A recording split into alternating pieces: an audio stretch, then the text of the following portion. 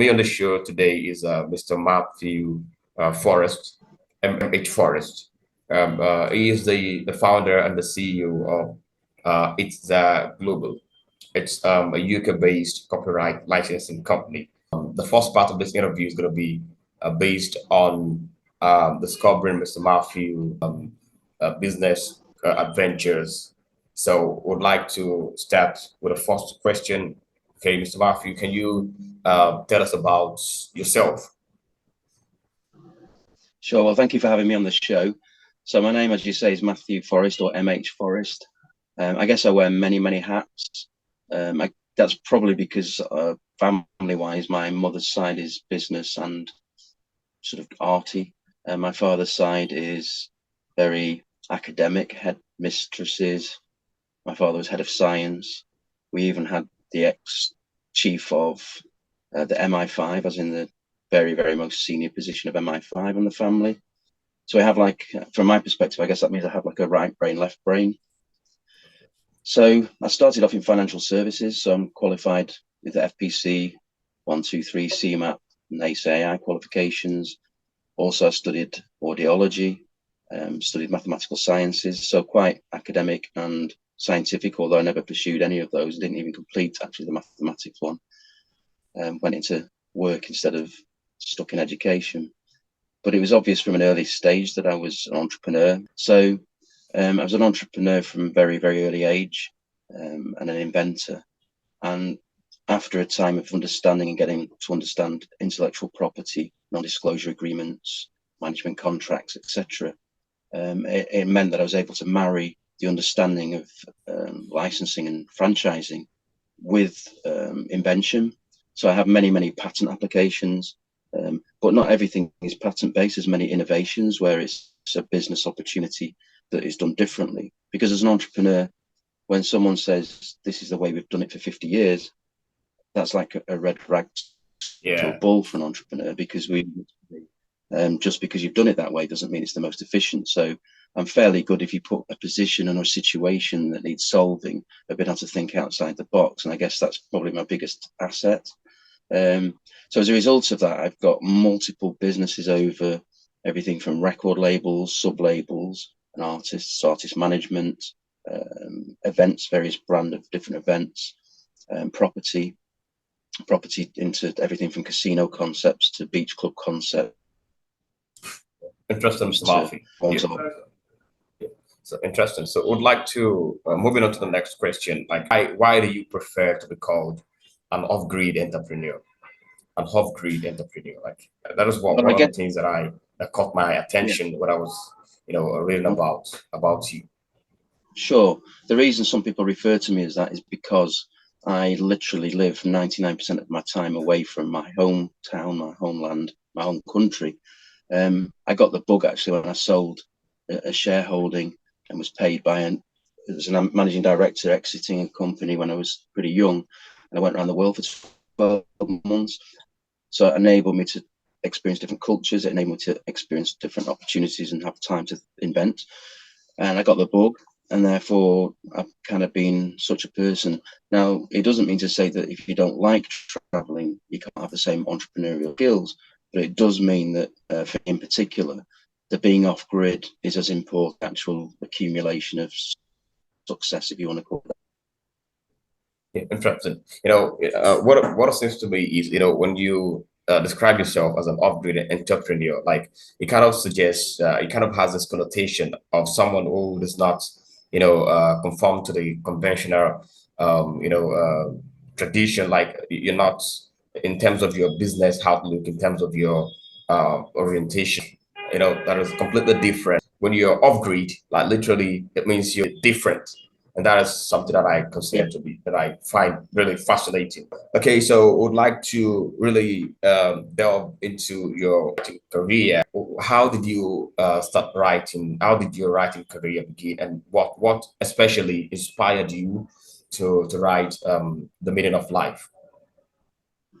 Well, and if you like, than there is to decode reality. The idea really being is that any business strategy is child's play once you kind of understand base reality. So meaning of life when the black dog is barking up the right tree is essentially the culmination of 20 years of research into areas that are multidisciplinary, and basically things like quantum mechanics, evolutionary psychology, biology, including gene fitness and things like sexual selection and natural selection. So basically to decode reality, but using effectively either the scientific method or the same kind of method that a doctor would use in terms of doing an assessment of disease, that kind of methodology. Oh, fascinating. Okay, so still in the book, like one of the reviews on Amazon, there is a particular one that caught my attention, and I have kept, pondering about it. Like there was this guy who stated that, okay, your book is, who recommended your book to people who, who have made science their religion. Does it exclude people who do not have a scientific background, or does he just, is it just like, is it just a flattery? Is it just a way to say that, okay, if you're going to read about Mathew Forrest, you've got to bring a scientific mind to the perusal of his book. So what does that mean to you? If science is your religion, then you need to read this book. And what he means by that is that science is based upon something called methodological naturalism. It's a big long word, or two words. What it actually means is that it's guilty of something it accuses others of. So Professor Richard Dawkins would accuse somebody, for example, who's in mainstream religion, of being lazy. Why? Because he would say that they're just jumping into a faith system and they're just having a belief based on faith, and that's lazy. Whereas actually the scientific community are very guilty of something called shut up and calculate. So the quantum mechanics guys, they kind of know that there are some ridiculous phenomena which are effectively paranormal or certainly metaphysical, but even gravity, he recognized it was actually very, very different, because it was actually the bending of, so it operated under the illusion that it appears to be like a magnet pulling some filings, but in actual fact it's much, much deeper than that. And that's actually a proper explanation of why when you drop a feather and a hammer, let's say on the moon where there's no atmosphere, that they fall at the same rate, because they're actually falling into a space-time area. So to answer your question, really, the people who are scientific often don't follow the evidence, and that's kind of what I did do, because as an entrepreneur, but also as a scientist, scientist mind, it was important for me to use the scientific method against itself, if you get me. Yeah, interesting, Mr. Mathew. Yeah. Okay, so and now still in the book, you stated in an academic interview recently that you're gonna be releasing the audiobook NFT version of the book, and of course an book version of it. So it's gonna be available on the blockchain. Your readers can easily be directed to, buy a copy of the book using cryptocurrencies, and I find this to be quite innovative. Like you're literally one of the few authors of the blockchain right now, and this is like something really unique. So it means literally you have considered NFT to be what the effort.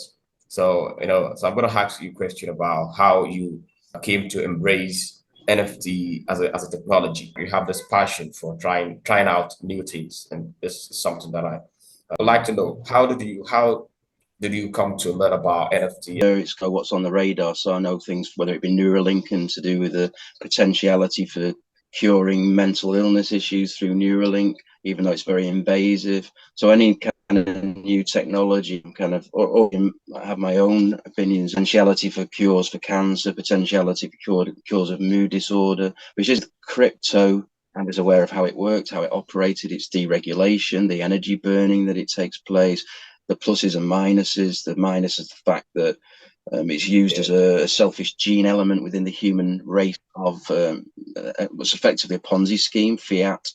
But also it can be used for good, because it can be linked into things like venture capital or third world country allocations and things. So I think there's definitely mileage for the decentralization, because power people maintain geographical, and they want to maintain financial power. That's another story. Interesting. Crypto obviously has value, and we all know that diamonds are given extra value. Okay, they're under pressure and heat, and they are beautiful, shine beautifully, or reflect beautifully, if you're going to be scientific. But the point being is that we all know that by design to create a scarcity, what we would, it's called gene fitness indicators, actually selected gene fitness indicators. So a man would be deemed more of a man if he was able to earn money, and it used to be, say, 1 month, then it was 2, 3 months. They've done that obviously for obvious reasons, follow the money to spend more on a diamond. So there's a scarcity element, and that works in antiques. It works in, unfortunately, it works in art. So on the one hand, you can have a piece of art where it doesn't even cover the cost of the canvas. And on the other hand, you get a useless piece of art that looks like it's been done by a chimpanzee, and it's worth 10.8 million, all to do again with branding and scarcity. So you have things like an NFT gimmicks where a young lad's taking a selfie and it's worth $1 million. You have other aspects where there's genuine footage, so for example, that's only available on the NFT, and it's given its value because something very, very rare, people own it within that virtual world, for want of a better word. So obviously it's a great environment, not only for my books, but I own a lot of intellectual property still on the lines of pop fiction. Yeah, interesting. I represent a guy called Chris Burns. He's probably the best pencil drawer in the world, and his work absolutely lends itself to this, whether it's in its raw form or limited edition Andy Warhol kind of vibe. And so obviously the ebook lends itself. The physical book doesn't, but the ebook does, and so does the audio book. And in fact, innovations I've got for the future through patents for new versions that don't even exist yet for things like Harry Potter and the like. So it was a natural progression because it's where people are going, as is Web3 and the Stella McCartney collection for which cross promote with reality. And so people in an avatar form want the avatar clothing to represent what they are about in the real world, or maybe they don't, in addition, and so on. And you know, so you've got two sales there. As an entrepreneur, you've got a sale in two environments. So it was obvious that that was going to be. Now the problem I've got from a selfish genes perspective is that if I launch through NFT the audio book before I've really fully promoted it, and God willing that it's well known throughout the globe, then obviously its value as an NFT entity will be significantly greater. So if it's a New York Times bestseller, then the NFT value will be worth whatever. So if someone's a novice or a new author and they put something on NFT, it might be $10 and they can't gain value from it. But if it's J.K. Rowling and she puts her Harry Potter files onto as an NFT, then you can anticipate that each one's probably going to be worth X $1 million. Absolutely. And that's how it works. But so that influences the timing for me, really, because at this stage I've not actually launched the audiobook and promoted it. So it's a chicken and egg situation for me, really.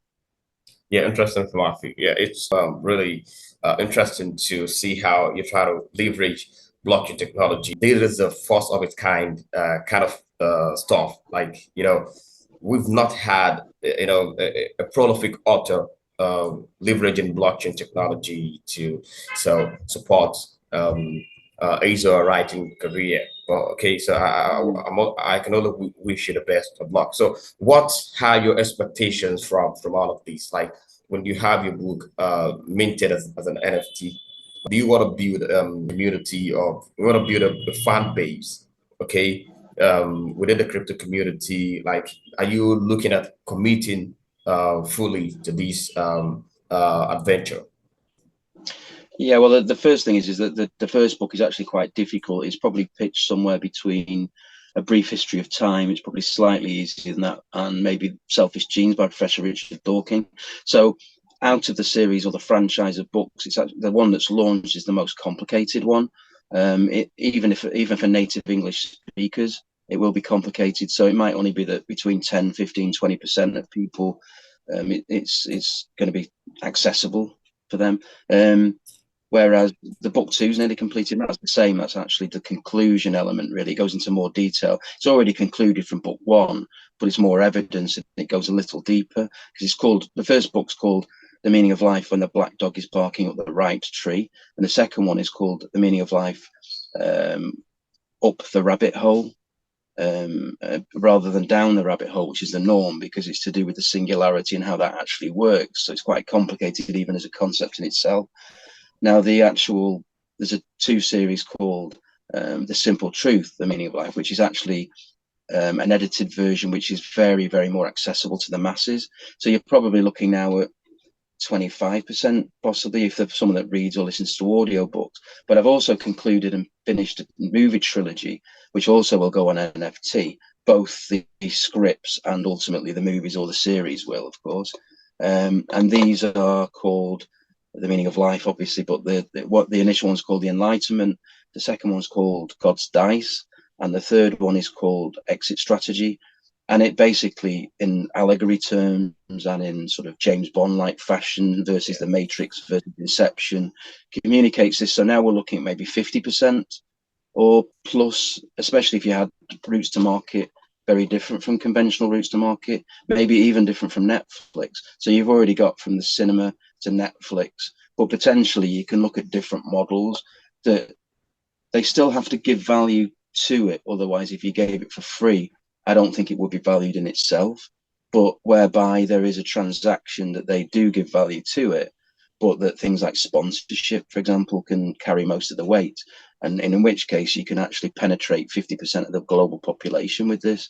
And it's not just as a financial exercise, it's actually altruistic, because to understand base reality, for one, means that business strategies become more child's play, but also there are solutions in there for not taking life so seriously, in a way, the nihilistic side of life. And obviously the globe is now going from like 5, 10, 15, 20, 25% depression rate, and in children that are locked into the gaming and locked into social media and whatever. So it kind of is an antidote for this, in a sense. So there's an altruistic side, as well as it's a very obviously slick, well, not slick, but very business orientated sort of methodology. But also on top of that, we've got, like I said, audio books, the different levels, and there's really basic versions, ones with something called vision boarding, ones that are memes, split into the meaning of life memes, which are more spiritual, philosophical, and into the more entrepreneurial, off-grid entrepreneur. Some of those will cross over, because obviously sometimes a lot of memes reflect into both of those arenas, but they are segregated. So that's a book of memes, and they'll be released as memes as well within the social media environment, of course. So that commits me really to it's another emerging and expanding market.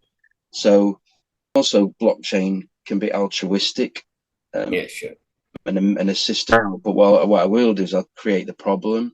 A problem could be that someone would go here as a designer, IKEA would say no, they're not interested, and then 6 months later IKEA bring out the product, knowing that they're Goliath and the risk being litigated against and won against is slim. So they're playing a ruthless game rather than a win-win game. Now, there's certain methodology and certain things that can be done which can mitigate that risk, apart from the fact that with social media, of course, you should be able to shame them publicly by just telling the truth. But there are actual steps in place that can utilize blockchain to kind of nip this in the bud a lot more, so to speak. So that side of blockchain does excite me, because, and also, of course, the chain of events that occur can be quite important for. And they use it, for example, a Coca-Cola can goes from here, it's got the coding for here, it goes there, and it's happened to be contaminated, then it's all trackable using that methodology. So blockchain itself is a good thing. Crypto can be a good thing, but 99% at the moment I don't believe is. And there's no reason that NFT can't be fun and an environment and given its own value. People like scarcity, so give the people what they want, I guess. So. Yeah, absolutely. It's just that, it is mostly driven by scarcity, but we've seen how value has been created out of NFT. Like, there are genuine NFT out there that you would want to invest your last book in. So of course, as an author, I'd like to know how do you see NFT as a technology changing or revolutionizing the copyright patent industry? How do you see the possibility?